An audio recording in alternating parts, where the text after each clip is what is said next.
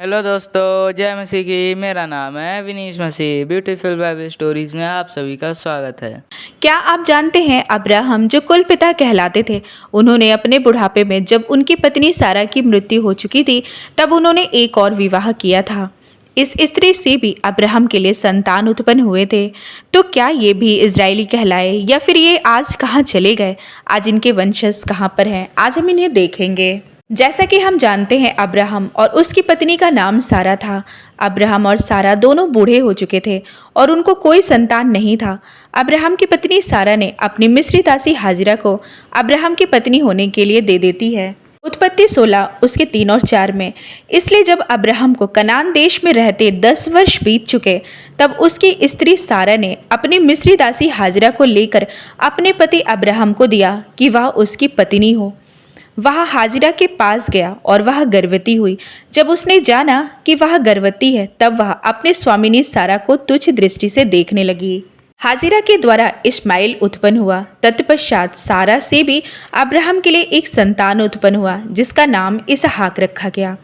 एक बार सारा ने देखा कि इस्माइल हंसी उड़ा रहा था। तब सारा ने अपने पति अब्राहम से ये कहकर कि दासी का पुत्र मेरे पुत्र के साथ भागी ना होगा, इस्माइल और हाजिरा दोनों को घर से निकलवा देती है। उसके कुछ समय बाद सारा की भी मृत्यु हो जाती है। तब अब्राहम ने एक और पत्नी को ब्याह लिया जिसका नाम कतूरा था।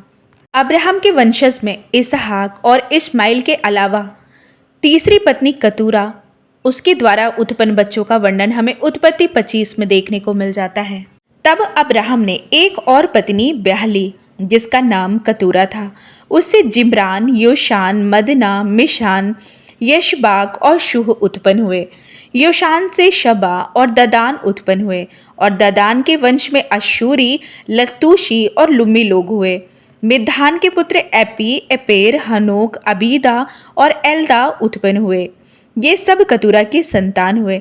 इसहाक के तो अब्राहम ने सब कुछ अपना दे दिया था, पर अपनी रखेलियों के पुत्रों को कुछ कुछ देकर अपने जीते जी अपने पुत्र इसहाक के पास से पूरब देश में भेज दिया। अब्राहम की पत्नी सारा के समय में उसकी दासी हाजिरा थी जिसे निकाल दिया गया था। सारा की मृत्यु के बाद अब्राहम ने कतूरा से विवाह किया। कुछ लोगों का मानना है कि सारा की मृत्यु के बाद अब्राहम ने हाजिरा से दूसरी बार विवाह कर लिया था, इसलिए हाजिरा को ही तीसरी पत्नी बताया गया।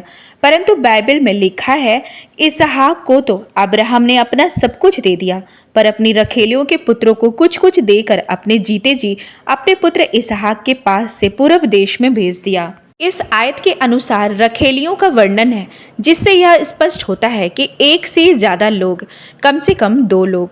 अब यह निष्कर्ष निकलता है कि सारा जो अब्राहम की पत्नी थी, इसके अलावा 2 जन हाजिरा और कतूरा थीं। अब कतूरा के बेटे कौन थे? आइए इसे देखते हैं। पहला बेटा जिम्रान।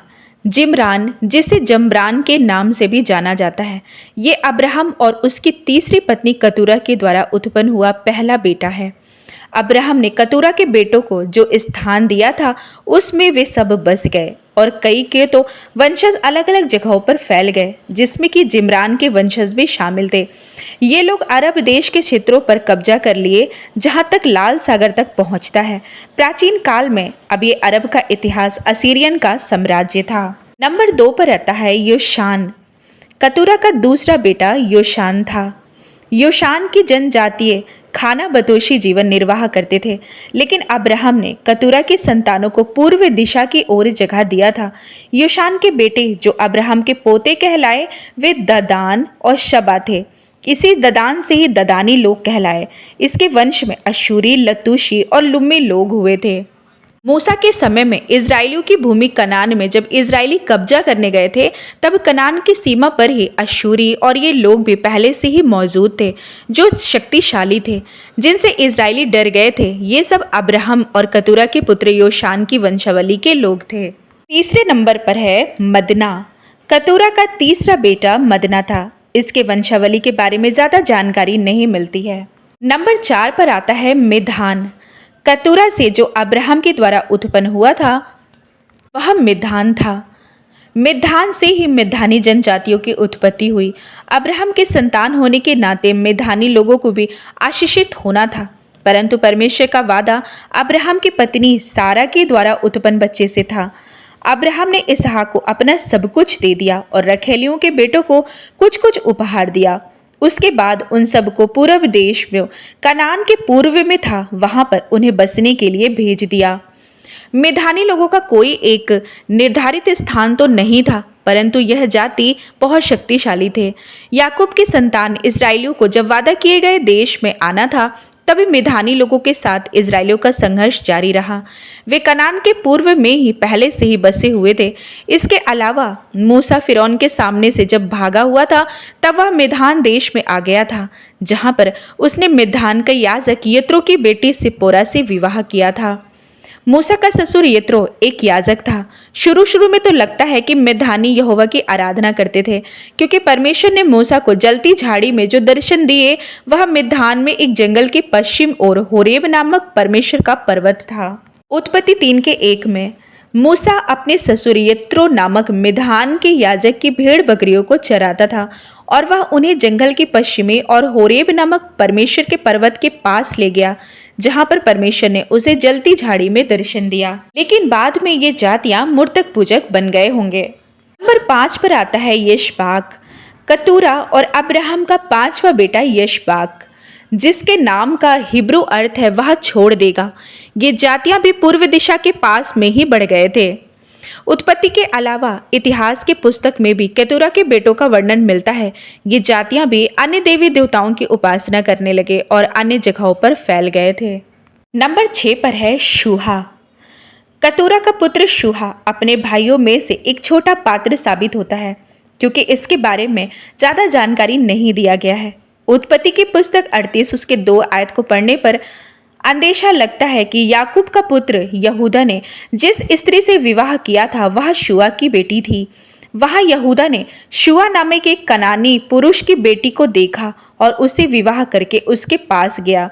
इसी स्त्री से यहूदा को 3 पुत्र उत्पन्न हुए थे, जिसमें कि 2 पुत्र यहोवा के लेखे में सही नहीं थे, इसलिए वे मर गए। तो शायद ये कनानी पुरुष कतूरा का बेटा शुआ हो, जो उस समय कनान के पूर्व में ही बसा हुआ था। लेकिन यह सिर्फ अंदेशा लगाया जा सकता है, क्योंकि इसके बारे में ज्यादा कुछ लिखा नहीं है। तो हमने ये देख लिया कि कतूरा के 6 बेटों के बारे में, क्योंकि इजरायली नहीं थे, इनके कुल के अनुसार ही इनका वंशज आगे बढ़ने पाया और ये लोग यहोवा को छोड़कर दूसरे देवी देवताओं की उपासना करते थे। अब्राहम का पुत्र इसहाक जो सारा से उत्पन्न हुआ था, इसी इसहाक के 2 पुत्र उत्पन्न हुए थे, एसाव और याकूब। याकूब का ही दूसरा नाम परमेश्वर ने इज़राइल रखा था, जिसके बाद याकूब के 12 पुत्र उत्पन्न हुए और इन्हीं से इज़राइल के वंशज आगे बढ़ने पाए। तो ये थी कुछ जानकारी अब्राहम और कतूरा के उत्पन्न बेटों की। तो प्रियो, आशा करती हूँ ये वीडियो आपको पसंद आई है। अब इस वीडियो को मैं यहीं पर समाप्त करती हूँ। अब मैं मिलती हूँ आपसे अपनी अगली वीडियो में। आप सभी भाई बहनों को प्रभु यीशु मसीह के नाम में जय मसीह की।